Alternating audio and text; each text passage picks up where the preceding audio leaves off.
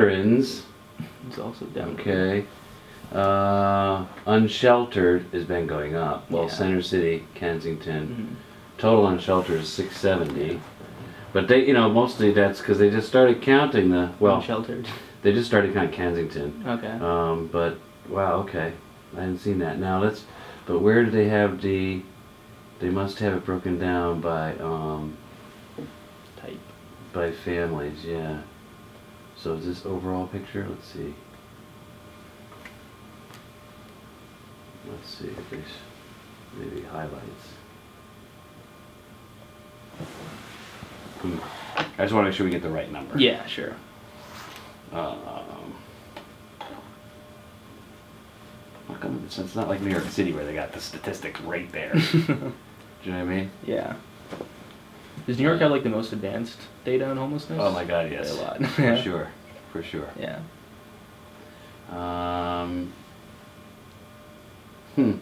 Well, I might have to just go by what I know Okay. to be the that's case, fine. which is, see, families decreased 3%, single men decreased 3%. Why don't they give us the raw number? I don't understand that. You know?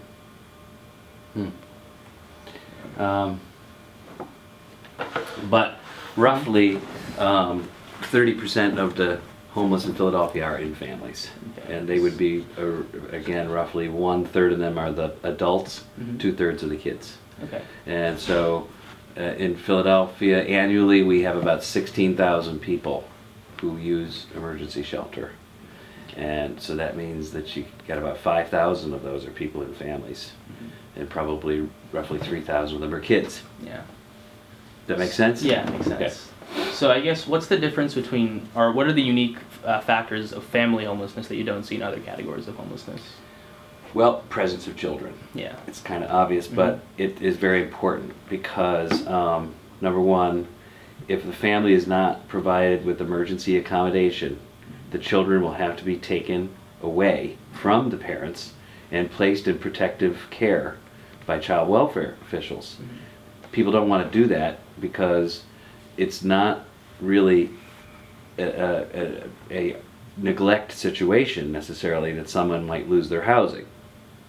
So to take away the children and place them in, foster care, it's costly, it's disruptive, it's just not fair to the family. So most jurisdictions will have to do whatever they can to try to provide some kind of emergency accommodation.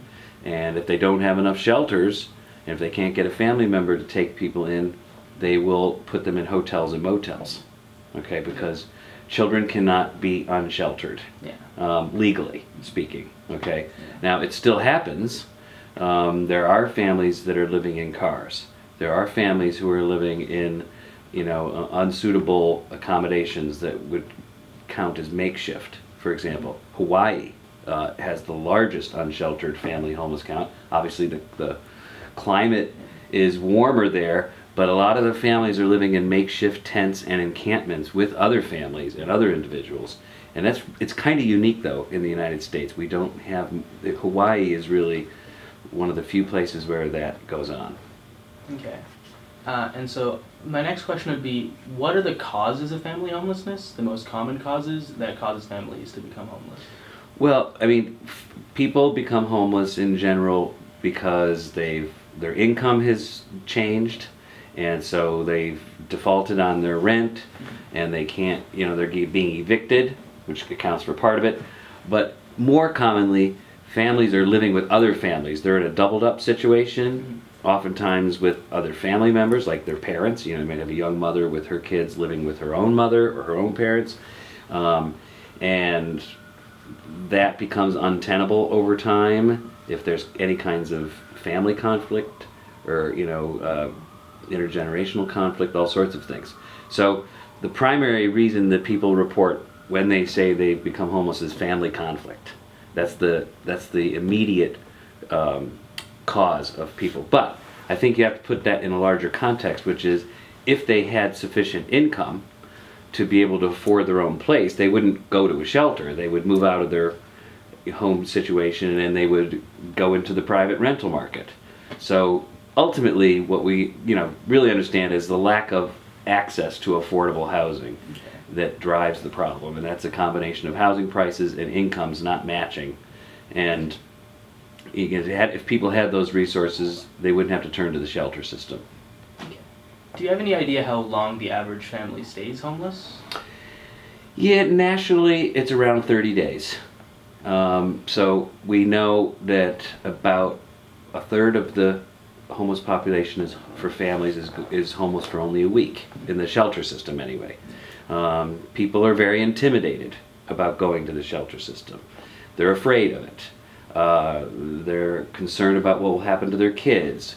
And so for a lot of reasons, people are highly self-motivated to get out of homelessness as quickly as they can, and they do so. So like I said, about a third of people will be gone in a week. Another third will be gone by the end of the month, roughly. And then about 10 to 15% will be homeless for more than 6 months in general. Okay. And so earlier on you mentioned how there are sometimes emergency services available at the city level if your family is homeless. But it seems as in Philadelphia there are a lot of people on the wait list for those emergency services. I think the organization we talked to said there's 175 families on the wait list for emergency housing. And that is an odd concept, I have to say. Yeah. That that you could have a waiting list for emergency assistance. Yeah. It doesn't sound right. I mean, if someone truly has an emergency, that emergency has to be addressed. Yeah. And this is where we get into where the shelter system has become less and less emergency for some purposes, and has become a transition place for people who are trying to get out of a place they don't want to live and try to get to another place. And I'm not quite sure that that's a function that is really it should be serving, or whether there shouldn't be a more normalized approach for helping people set up a new household. Okay.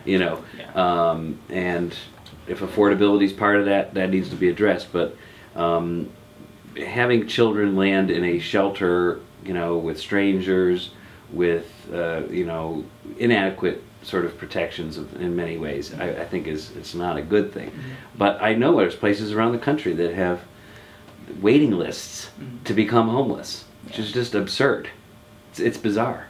But Washington, D.C. is another example that has the same thing. So I guess my next question is, are there any specific actions that people can take in order to maybe pressure elected officials to tackle the problem head on? Are there any specific legislative solutions? What's your take on that? Advocacy is crucial, because if there aren't people who are, pressing government to be more responsive, to ask for more resources, it's not going to happen.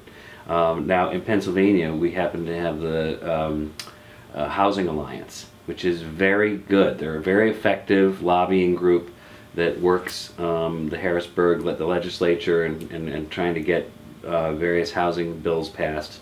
So I would say that would be a great organization for people to connect to.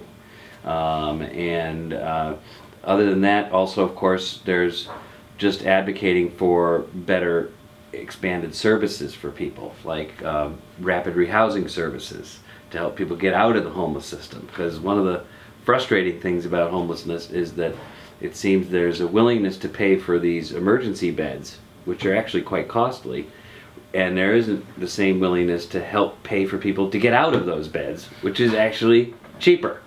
So we sort of have we need advocacy from the outside to sort of turn the system in a different direction. So what steps do you think service providers can take to get people out of homelessness more quickly? Do you think there needs to be more job training or educational activities? Or what approach do you think they can take? So I think that the research has consistently pointed to the fact that finding the housing solutions is the first and most important thing to do.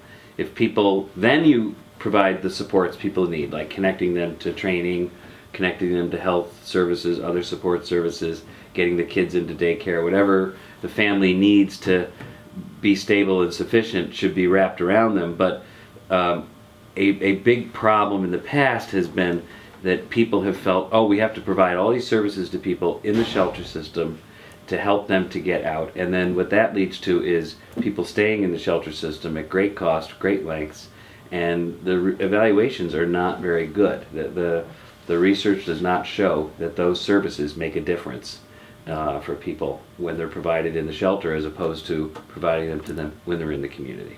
Okay. Yeah, those are all the scripted questions I had. So is there anything else you'd like to comment about the state of family homelessness in Philadelphia? Anything you'd like to say?